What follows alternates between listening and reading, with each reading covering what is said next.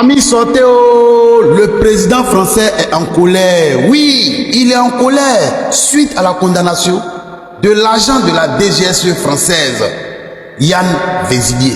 Oui. Dites à la France et à Kekeros que les gars de la DGSE qu'ils avaient envoyés pour venir déstabiliser le Mali, Yann Vézilier, officier de l'armée de l'air française, et que même la France avait décoré là, ils vont plus jamais le revoir. Le journal Le Monde nous apprend que le Mali refuse toute négociation pour libérer Yann V, l'officier des services de renseignement extérieur français, détenu depuis le 14 août 2025, soit bientôt 6 mois. Il est accusé par les autorités maliennes, dirigées par le général Assimi Goïta, d'avoir participé à une tentative de déstabilisation, même un putsch, aux côtés d'une dizaine de militaires maliens arrêtés. Paris, qui avait au début nié qu'il s'agissait d'un agent de renseignement, dénonce des accusations sans fondement, exige sa libération immédiate et rappelle son statut diplomatique. On écoute son discours rapidement et puis on revient. Famille, partagez massivement cette vidéo dans tous les coins. Ça doit arriver dans l'AES. La France observe avec une profonde inquiétude l'attitude des autorités maliennes concernant l'arrestation. Score historique pour le Mali. 888 milliards de francs CFA reversés à l'État par les sociétés minières en 2025, soit 1,5 milliard de dollars. Une hausse de 6% malgré une production en baisse. C'est la flambée des cours mondiaux de l'or qui fait la différence. Cependant, à partir du 15 juin, l'orpaillage artisanal s'arrête sur tout le territoire national jusqu'au mois d'octobre. Bien la famille, selon les informations, le grand Macron au niveau de l'autre côté de l'Occident n'est pas content du Mali, chef fournisseur, par rapport à très en colère contre le Mali, chef fournisseur. Qu'est-ce que vous en pensez la famille? Dans les commentaires, on se tient. Je vais vous laisser regarder la vidéo, écouter en tout cas quelques réactions et comprendre la situation. Avant de rentrer dans les vifs du sujet, chef fournisseur, c'est très important. Je vous invite à partager massivement et à laisser les pouces. Il s'agit bien sûr de Mali, l'AES. Vous savez, quand on parle de Mali, c'est l'AES. Aujourd'hui, c'est le président Ibrahim Traoré qui est le président exécutif de l'AES, chef fournisseur. Mais le Mali, c'est l'AES, chef famille. Et bien sûr, vous n'êtes pas là sans savoir qu'il y a bien sûr un agent, un agent bien renommé, bien reconnu, bien beaucoup de personnes qui a été arrêté au niveau du Mali déjà pendant août passé, je crois, dans les mois d'août passé, bien sûr. Aujourd'hui condamné à 20 ans d'emprisonnement au niveau du Mali, chers frères et sœurs, que vous avez. Restez jusqu'à la fin, on revient pour en décortiquer, c'est très important. Mais depuis hier, je vois la toile africaine s'enjailler à propos de la condamnation à 20 ans de prison de Yann Christian Bernard Vézilier pour atteinte à la sécurité de l'État malien.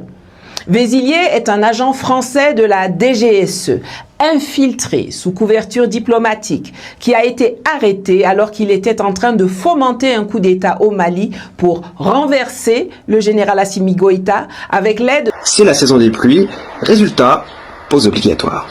Le JNIM vient de publier un communiqué offrant des récompenses pour des informations sur des responsables maliens. Des récompenses en euros. Sauf que jusqu'à dernière nouvelle, c'est bien le franc CFA qui circule toujours au Mali. Les terroristes, des images générées par intelligence artificielle parmi leurs cibles, des erreurs visibles à l'œil nu, travail bâclé, publication précipitée. Reste à savoir pour le compte de qui ce message a été fabriqué si vite et pourquoi maintenant. Le dialogue, nous avons proposé une résolution pacifique. Mais si les autorités... Ouais. Manou a lancé un message fort. Manou a lancé un message fort. Eh, Manou, vous l'avez entendu. La question qu'on voulait te poser ici. Ton Yann Vézilier là. On est allé en France pour l'a arrêté. On a arrêté sur notre territoire malien. C'est la question qu'on te pose. Et si c'est là-bas on l'a arrêté, il allait chercher quoi? C'était à quelle occasion on l'a arrêté? C'était posé toutes tes questions avant de venir menacer. Oh, souvent vous faites rien. En fait, vous avez dans votre tête que l'Afrique c'est votre champ, vous rentrez comme vous voulez. Mais comprenez une seule chose. Aujourd'hui, l'AES, ce n'est plus votre champ. De la manière avant, on rentrait, on sortait, on faisait ce qu'on voulait faire là. Ce n'est plus le cas aujourd'hui. Et ceux qui sont là disent que on doit respecter le territoire qui est là. Celui qui vient, qui essaie de foutre la merde, la loi lui sera appliquée. Et c'est dans ce cas-là nous sommes aujourd'hui. Quelqu'un qui est venu dans l'optique de déstabiliser, forcé sera condamné. Vous les terreaux en France, est-ce que vous les laissez? Est-ce que vous laissez les terreaux en France? La loi s'applique à lui. Donc, à quoi est-ce que toi, tu veux utiliser peut-être ta force ou bien pour pouvoir intimider les gens avec ton discours à la con? Manou, s'il te plaît, faut te calmer. Tu es gamé. Faut te calmer, tu es gamé. Faut te calmer, tu es gamé. C'est pas nous, on a appelé Yann Vasilier ici, oh. Tu es gamé. Si tu es gamé là, fais ce que tu as envie de faire. Nous, on est déjà cabri mort, on n'a plus peur du couteau, champion. On a subi pendant des années. Ce que vous faites actuellement là, ça glisse nos corps. On est déjà vaccinés. 12 000 soldats sont venus, sont retournés. Ou bien tu as te comporté comme Donald Trump a fait en truc là. Peuple de l'AES, soyez très prudent. Oui, parce que c'est ce qu'il envisage faire. De la manière Donald Trump s'est comporté en Iran, là, où il allait, déjà le guide là. C'est la même chose, les gars là vont vouloir planifier. Soyez très vigilants, soyez très prudents. Toutes les sorties limitées. Voilà, faites ce que vous avez à faire pour être très prudent. C'est de ça qu'il s'agit.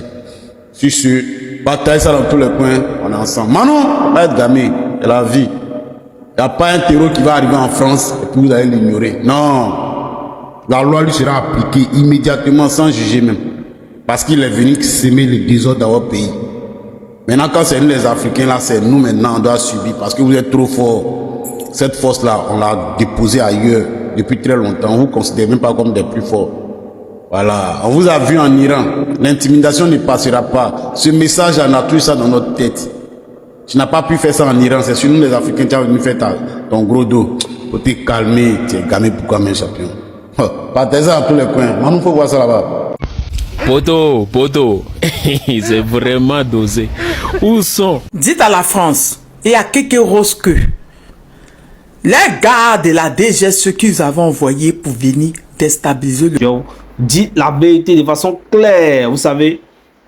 C'est que moi je pense franchement que le Mali a forcément ses raisons et a forcément des preuves, chef officier, pour condamner. Sinon, arrêter, garde à vue, comment on appelle, emprisonner, toutes ces choses-là, ils peuvent le faire. Mais si le Mali condamne 20 ans, je ne pense pas que le Mali va revenir derrière. Donc actuellement, et bien sûr, ça veut dire que là, il est accusé, il a dit il a fait quelque chose contre le pays, ça dit il a un peu piétiné le pays, ça dit il a envoyé trop de mains au niveau du pays, il a peut-être, comment on appelle, mise en danger bien sûr la sécurité du pays. Donc beaucoup de choses sont faites. Voilà, parce que il y a trop de manigances. Vous savez, les Mali, ils sont déjà sur le qui-vive. Et ils savent déjà que là où ils sont là, avec les décisions, ils ont renvoyé la France, prendre des décisions, prendre les choses en main eux-mêmes, avec la façon les territoires les dérangent, ils savent que les gens vont comploter contre eux. Donc, arrêtez un pion comme ça, arrêtez un gros poisson comme ça, et ils ne vont pas laisser. Je ne sais pas quel genre de population vous allez, quel avocat vous allez envoyer, parce qu'il est déjà condamné. Peut-être que vous allez faire les appels, tout ça là, mais on dit que le vieux n'est pas content. Le vieux n'est pas content. Est-ce que content ou pas content, chef, si vous connaissez bien la réponse. Quelle est la réponse, bien sûr, des Maliens? C'est qu'ils ils font confiance. Si vous demandez le président, si vous donnez le gouvernement, qu'est-ce qu'il pense faire pour ce monsieur qui a été condamné, ils vont vous dire quoi? Ils vont vous dire qu'ils n'étaient pas dans les décisions de justice dans les pays. Et ils sont le gouvernement, il y a le pouvoir exécutif, il y a le pouvoir judiciaire et le pouvoir législatif. Bon. Ils vont vous montrer les poses. C'est que vous les avez essayé, la démocratie que vous avez, ils vont vous montrer ça comme ça. Donc ce n'est pas... si en France on n'intervient pas bien sûr dans les décisions de justice et bien sûr au niveau du Mali aussi ils n'interviennent pas, donc c'est fait quoi. Là vous allez faire les appels dans quel pays? Au niveau du Mali encore, et bien sûr je pense que il est fort probable que ça ne marche pas. Donc la famille le Mali, Yann Vézilier, officier de l'armée de l'air française, et que même la France avait décoré là, ils vont plus jamais le revoir. Je leur avais dit ça. Il n'aura pas de négociation. Et que Yann Vézilier va servir d'exemple. Plus jamais ils vont envoyer de leurs éléments pour venir vouloir déstabiliser le Mali. Les gens ne m'ont pas cru.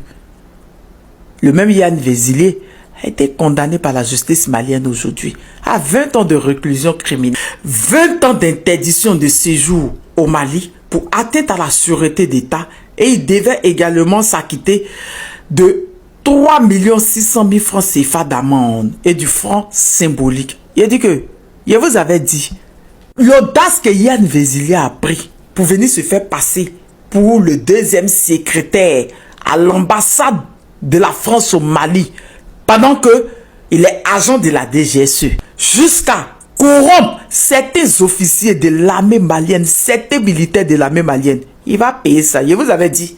Le général Assimi est celui-là qui parle pas beaucoup, il agit. Vos gars là, vous n'allez plus jamais le voir. Il va pourrir dans les prisons au Mali. Normalement, on doit l'envoyer dans toutes les prisons du pays là-bas. Prochainement, avant d'envoyer un de leurs agents là, dans l'un de ces 3 pays venus déstabiliser, ils vont réfléchir. Vous n'allez plus jamais le revoir. Il n'y a pas de négociation. Il va pourrir. Il y a le vrai point qu'elle a. Vous n'allez plus jamais le revoir. Pleurez comme vous voulez. Faites ce que vous voulez. La justice, c'est la justice. 20 ans. Bien. C'est ce. Je vous reviens de nouvelles informations. Quelque chose commence à pleurer. Avant d'envoyer des gens pour venir déstabiliser les pays de l'AES, tu as réfléchi à ça d'abord. Tintin, là. Je vous fais plein de bisous. Ibrahim Traoré. Le Mali vaincra toujours. Vive le général d'armée Assimi Goïta. Le Niger vaincra toujours. Vive le général Papa Abouraman Tiani. L'AES restera toujours debout. L'AES ne tombera jamais. Le trône, c'est pas pour les faibles. C'est pour les hommes durs, fiers, intègres et souverains. La patrie ou la mort. Les soi-disant experts qui prédisaient le pire au Mali. Hein? Ils sont où? Parce que là, 5 ans déjà, et la situation est sous contrôle, sur tout le plan. La preuve qui ne date pas de longtemps, c'est Kidal qui a été touché. Mais aujourd'hui, c'est quoi la situation? Qui contrôle Kidal, qui dirige Kidal et qui a peur à Kidal? Vous n'avez encore rien vu. Vous n'avez encore rien vu. Là. La peur a déjà changé de camp, des questionnements. C'est les nerfs là qui sont en train de gonfler avec des réflexions. Ça ne fait que commencer. Hein. Le trône, c'est pas pour les faibles. Le Burkina Faso vaincra toujours. Vive son excellence le capitaine Ibrahim Traoré. Le Mali vaincra toujours. Vive... On vient d'apprendre comme ça que le porte-parole des agents des affaires maritimes, oui, ceux qui sont sortis avant-hier pour réclamer leurs primes là, celui qui est au milieu ici, il a été mort ce matin à l'école de gendarmerie. Oui, il a été retrouvé ce matin là. Et voici Côte d'Ivoire là qui est là. Voici Côte d'Ivoire là qui est là. Hein? Je suis choqué. On peut faire ça comme ça, rapidement comme ça.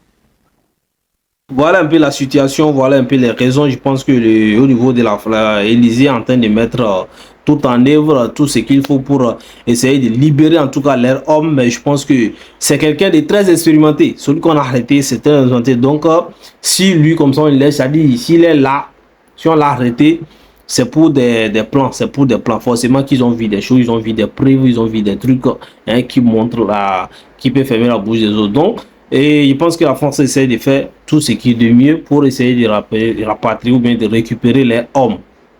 Et ça, moi je pense que c'est dangereux s'ils arrivent à récupérer, c'est dangereux pour l'AES, c'est dangereux pour bien sûr les pays. Donc, les femmes sont en train de faire le travail au niveau de Kidal, sont en train de récupérer des terrains, en train de pousser à fond, de fouger, tout ça là. Et le président Assimi Goïta également. Seigneur, il faut nous sauver. Dieu! Des gens qui réclament les primes, vous les attrapez. Alors là, la Côte d'Ivoire n'a plus de frein. Tiens! La Côte d'Ivoire n'a plus de frein. Non. Dites-nous que c'est faux, pardonnez. Dites que ça, c'est une fausse information.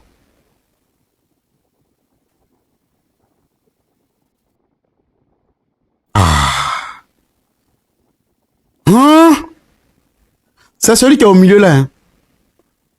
Oui, c'est celui qui est au milieu là. Vous pouvez même écouter sa vidéo. Peut être assimilé à l'indiscipline dans le travail.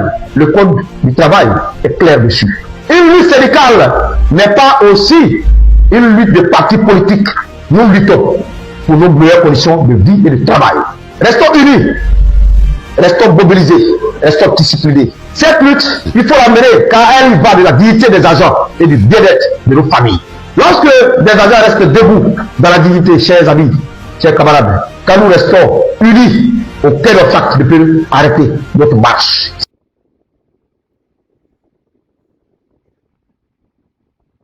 Mais ça là, qui va nous aider dans le pays, ça là, qui va nous aider? Mais si le RHDP arrête les gens n'importe comment, et puis on les envoie en prison, ils ne retrouvent plus la vie. Ouais. Famille, voilà ça là-haut.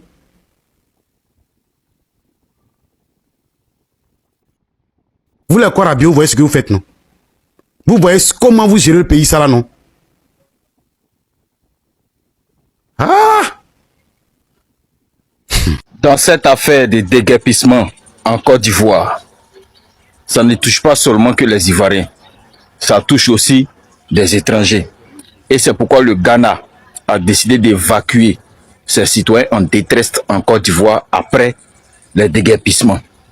Le Ghana a au moins science par rapport à ses citoyens qui sont en train de traverser une difficulté. Mais nous sommes en Côte d'Ivoire, où même il y a les déguerpissements. Qui va sauver les Ivoiriens? Qui va sortir les Ivoiriens de leur détresse? Qui va les sortir des difficultés dans lesquelles ils sont actuellement?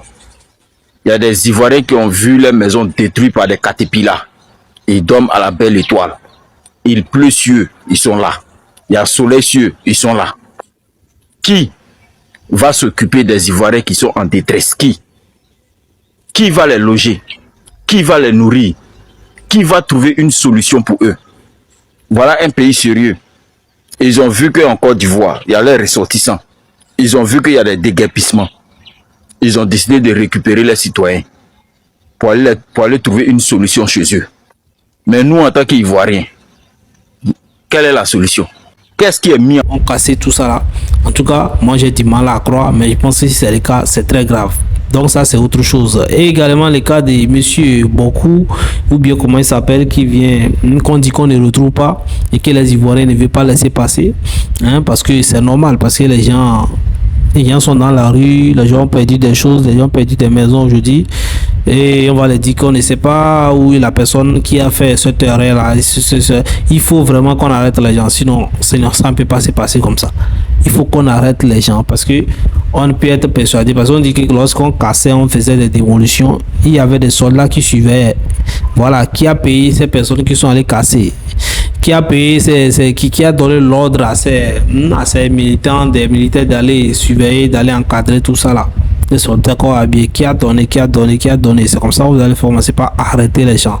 Et ça, c'est compréhensible. Donc, on a compris à Tumanga aussi qui a, pour la première fois, moi, je l'ai entendu parler de l'incompétence. En tout cas, je paraphrase, le manque de gestion, d'efficacité dans la direction du pays, quoi, en quelque sorte.